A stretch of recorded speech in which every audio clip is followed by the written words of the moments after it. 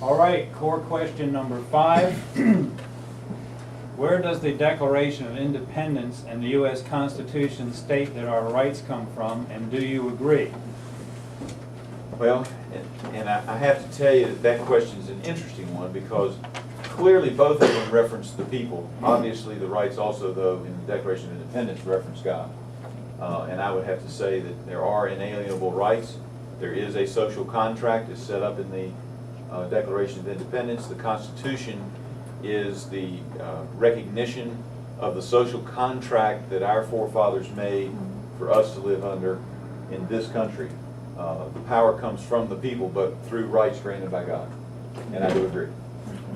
Thank you. All right, ladies and gentlemen, that is the 5 core questions that were submitted via the internet.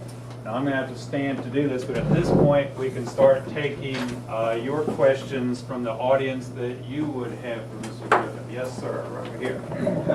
Your name? My name is Randy Hall. I've worked on quite a few energy projects in the state of Virginia, all over the United States. One of my concerns at the moment is the mandates of ethanol, which is 35 million gallons by 2022. We're currently producing less than 5 billion and importing more. So that being shut down, I mean, as you said, there's a lot of sources now, a lot of good technology now. I'm not talking about corn-based ethanol. You know about the plant, I'm sure, in Hopewell, Virginia, down in that area. I worked on that, but there's ways of turning trash. There's lots of ways to making fuel, including algae or biodiesel, which we've been involved in. I guess my point being is to have more activity in the long run to bring on alternative fuels. You know, not only drilling like in Wyoming or the shales out in Montana or, you know, Oklahoma, not Oklahoma, but Colorado. But those type of things, I think the mandate would be one big one we should be checked into.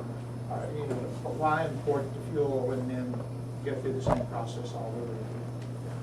Touched on a couple things there, but let me see it, and feel free to, if you can have a follow-up, to clarify if I don't get the question answered, or if I'm not in the same vein that you were in. He mentions ethanol, and one of the big concerns with ethanol is that it makes food prices go up. The questioner, Mr. Saul, is that right? Yes, sir. Mr. Saul pointed out that there are other ways, either through algae, or they're looking at some switchgrass, which would not take land out of agricultural production. If you go with ethanol from corn, you're going to make the cost of food go up because you're diverting that source. But there's lots of other ways that you can do ethanol. And the key to that is that as an alternative fuel, instead of importing from other countries, we either ought to be looking at it here, or I don't know whether you would advocate this or not, or we need to look at the mandate being moved back. Is that part of what you were saying? Yes, sir. I don't understand the purpose of keeping the mandate on. If we're going to have to import, we're going to have to do one or two things. Either, as you said, I have a large farm setting, you know, waiting for maybe switchgrass or hydroponic or something of that nature. So these are areas that we need to look at where we can create more fuel, alternative fuels, and so forth.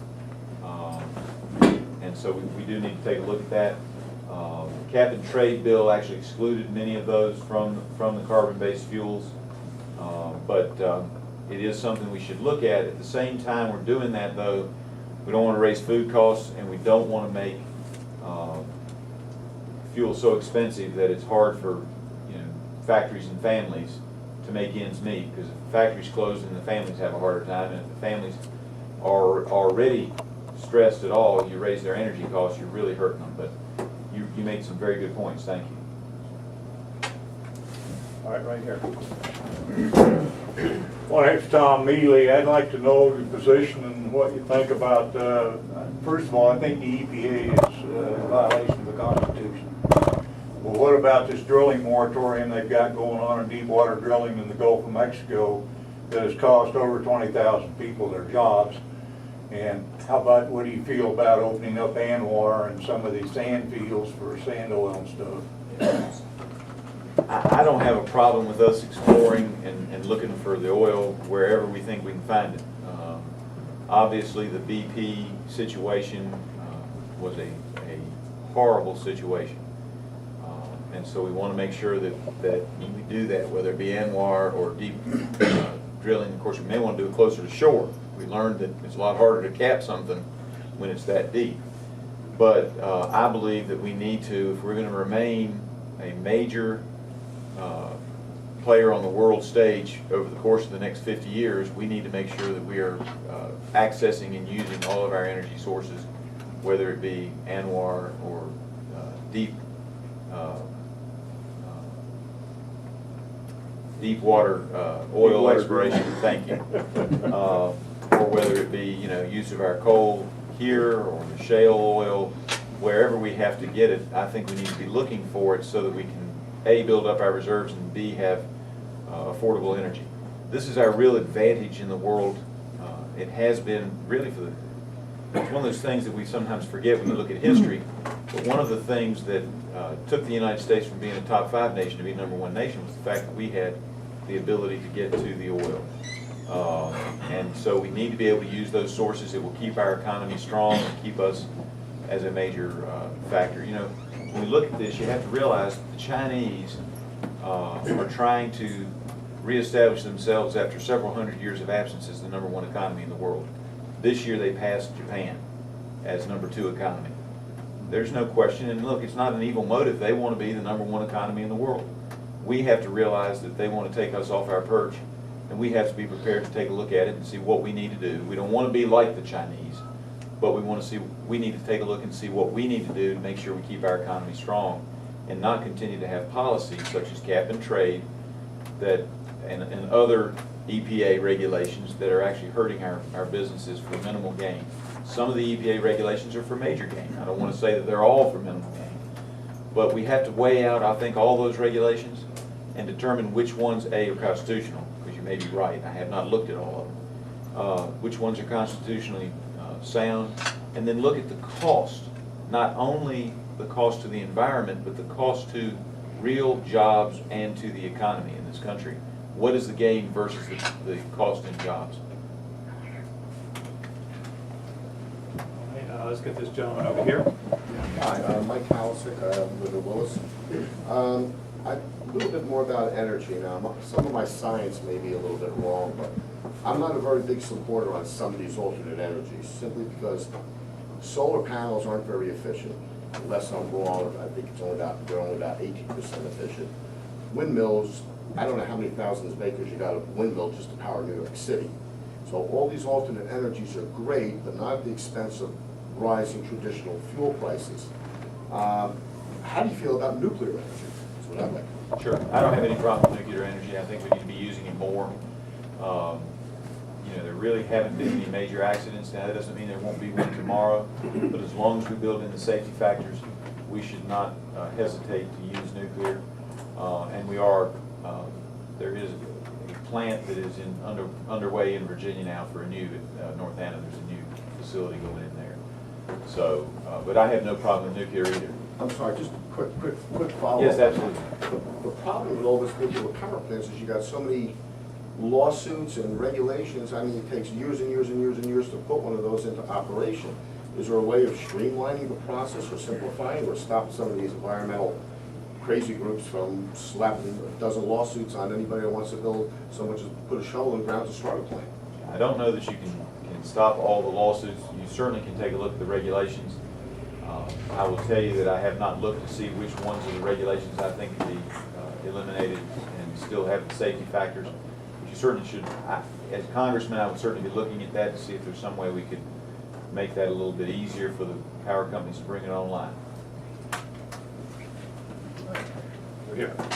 I'm Tom Buxton from Floyd. My question's very simple. Will you support the fair tax legislation? I believe that taxes ought to be simplified. I happen to like Congressman Goodlatte's approach where he says, let's put an ending date to the current system, and then let's look at all the proposals that are out there. The fair tax is certainly one proposal, but let's look at all the proposals that are out there on the table and figure out where we need to go as a nation. Yes or no? Well, I can't give you a yes or no today on the fair tax. May I follow follow up. I went to the town hall meeting last August with Rick Boucher, and the place, I hope you folks were there. That place was packed. They were standing on top of each other.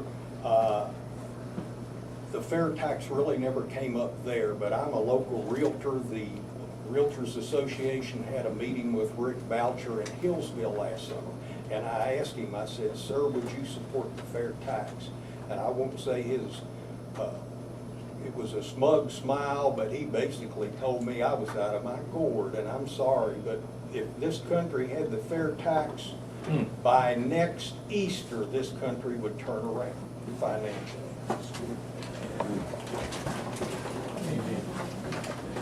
Yes, sir, over here. Chester Duty, Floyd, instead of having one bill with 50 different bills on it, can we have just a single bill only? And you have so many bills up there and they just keep adding to these. And nobody knows what they say. I'd like to have just a single bill. Yeah, me too. If you're talking defense, be defense. If you're talking earmarks, do away with them completely. How do you feel about this? I will tell you that I have a history on this. In the Virginia legislature, where I currently serve as the House Majority Leader, I helped to craft the rules when we first took over in 2000, when I was first made Majority Leader. There had long been in the rules of the House of Delegates a rule called the germaneness rule, but it had never been enforced other than as the single purpose rule of the Constitution. That allowed for all kinds of amendments to be placed on there. Then Speaker Vance Wilkins and I looked at it, studied it, and we felt like, just like you, that if a bill is introduced with the subject line being A, and that the bill's intent was to do a particular purpose, that we should then not be able to amend that bill on the floor of the House or in the committee process to do a second or third or fourth or 25th alternative purpose. And so all of our bills from that time forward, the Speaker came out and announced we have a new germaneness rule. This is the way I'm going to interpret it. Speaker Howell also interprets it that way. And it's a very strict rule that the bill can be, you can introduce it any way you want to, but once it's introduced, all the amendments have to relate back to the original intent of the bill. I think if the federal government did the same thing, we would see a lot of the shenanigans that are played would disappear from the bills. It makes no sense to have bills that are thousands of pages long coming through. When you look at financial reform, for example, all the bills from the 1930s through, not the one this summer, but the one just a few, the Sarbanes-Oxley, they were from about 40 pages to 150 pages. I can get you that list. I have it somewhere, the numbers. The one that they did this summer is 2,309 pages, as I understand it. 2,300 pages. Somehow we were able to create the FDIC and do all the banking reforms during the Depression with less than 100. We were able to rewrite that with the Graham-Leach-Bliley bill. My recollection is it was in about the 160-page area. Sarbanes-Oxley was actually less than that, which came in and did some financial reforms in the middle part of this decade. But this summer we had to have 2,300 pages. That's a problem. And we shouldn't have bills that long. We can get the bills done. I think the whole thing at the federal government is everything needs to be simplified. And we need to make sure that we're speaking in plain English and not in administrative, bureaucratic gobbledygook. With a follow-up was the earmarks. Now, I'm just starting to add this one and that one, and we're saving that little fish out there in California, but people are going without jobs. I do not favor earmarks and would not support earmarks. That being said, let me make this clear because I don't, and y'all may not agree with me, and I understand that, but I want to be consistent. I have always said that I think we need to have programs that, if it's something that's constitutionally sound, that it ought to be a program on a national basis, not an earmark for, say, bridge construction on the interstate system, but a program to repair bridges and then let the folks who are administering that figure out which bridges are in most need of repair and do it that way, as opposed to who's running for re-election needs a new bridge this year to get re-elected. That's the problem with earmarks, is they don't always make sense, and that's how you